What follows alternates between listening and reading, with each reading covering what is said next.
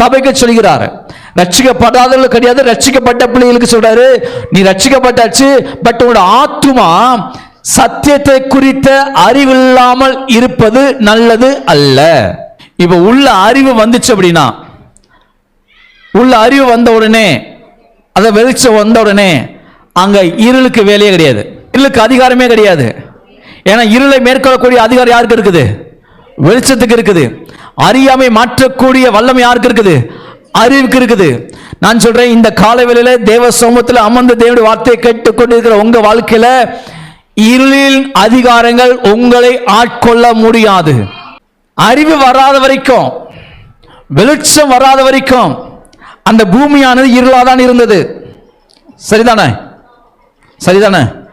இருள் இருக்கிற வரைக்கும் அங்க ஒழுங்கின்மை இருந்துச்சு, இருள் இருக்கிற வரைக்கும் அங்க வெறுமை இருந்துச்சு.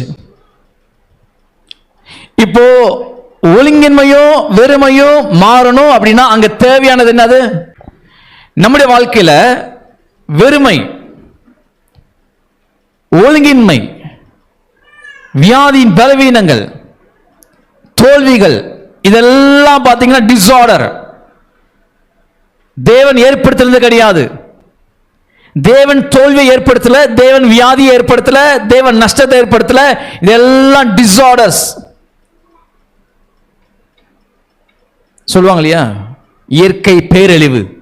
நான் சொல்றேன், என்னைக்கு மனுஷன் பாவம் செய்தானோ அன்னைக்கு இயற்கை பேரழிவு மட்டுமல்ல, அவனுடைய வாழ்க்கை பேரழிவு, டிசார்டர்ஸ்.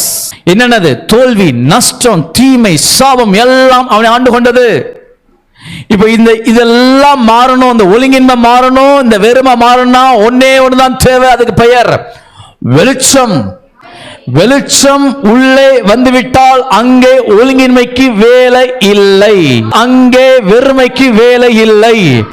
சொல்லுங்க, இயேசுவின் நாமத்தினால என் ஆத்மாவிலே வெளிச்சம் உதிப்பதாக.